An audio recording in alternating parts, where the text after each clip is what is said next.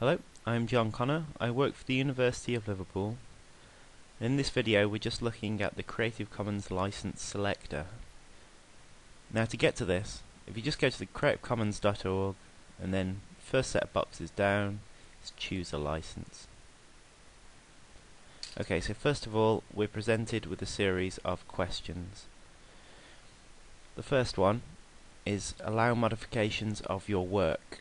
Now what this question is referring to is the non-derivative part of the license, and also the share-alike part. If you don't know what these are, have a look at my previous video, the basics of the Creative Commons license, and decide on a license that you want from there. Okay, so I'm going to go with share-alike.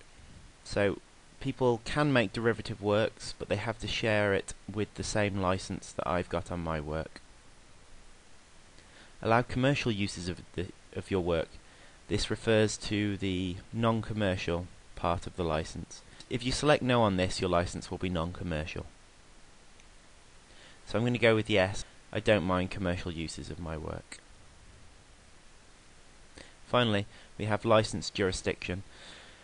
Now this just refers to where in the world you want your license to apply. If you just want it in the UK, or wherever you are, you can just select it from the list. However, that will limit where your license will apply, so I suggest just leaving it as international, especially if you want people to use your work. It allows it the most open field. So what has this done? This has changed the license that I have selected. As you can see there, I've got an attribution share-alike 3.0 unported license.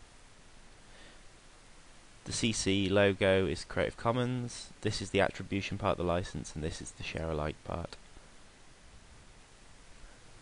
Okay, so now we can fill in a little bit more information on our piece of work in order to get our Creative Commons license statement a bit fuller. So first of all, we need a title for the work.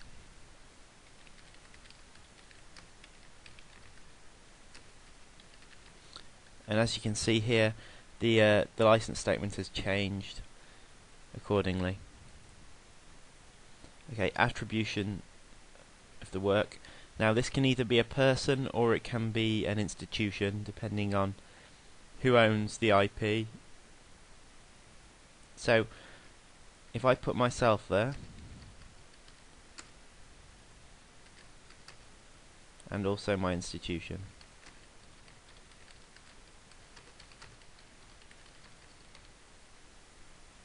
and then we can give them a URL to link that to. Make sure you put http://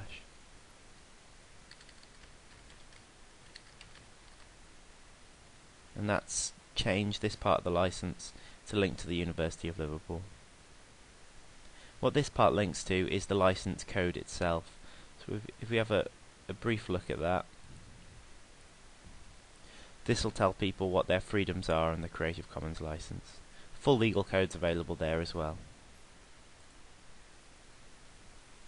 Okay, so now what do we do with this? We can fill in these other fields if we want. Source work URL is just for derivative, if our work is a derivative work. You don't have to fill this in, and what I prefer to do on derivative works, if you can, where the parts of the derivative works are, is put the derivative works license there. More permissions URL is just a URL to seek further permissions. If you had a non-commercial license and a user wanted to use it commercially, if you put this in there, it would give them a URL to go to so they could ask you about more permissions for the license. Format of the work. Now this doesn't change anything to do with how the license statement looks, but it will change how search engines pick it up. For example, if I have it as an image there, it changes some of the XML statements. You don't really need to worry about that too much, but if you can, put the correct format of your work there.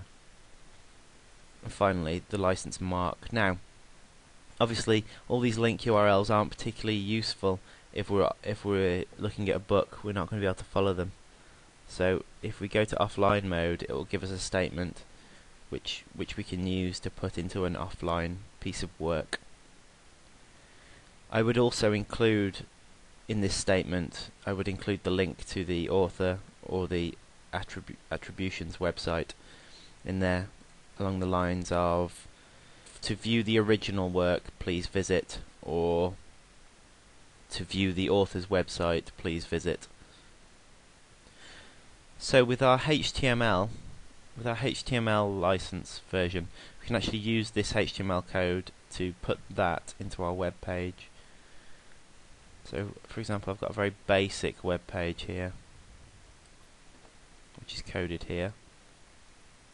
And what I do is I copy that, and just paste it into the web page.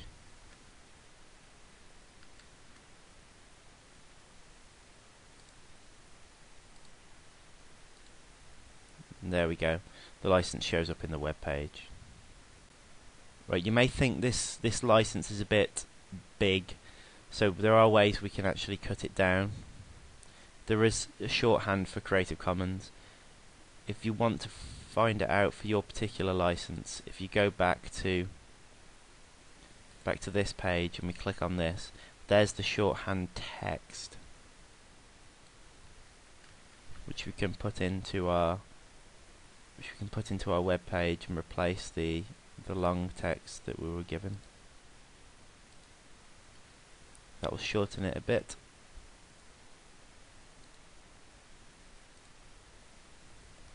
And also, if you want a really short version, what I would have is this logo, which says all of that. I would just have that logo and this statement. So you can cut that off entirely because that logo says all of that.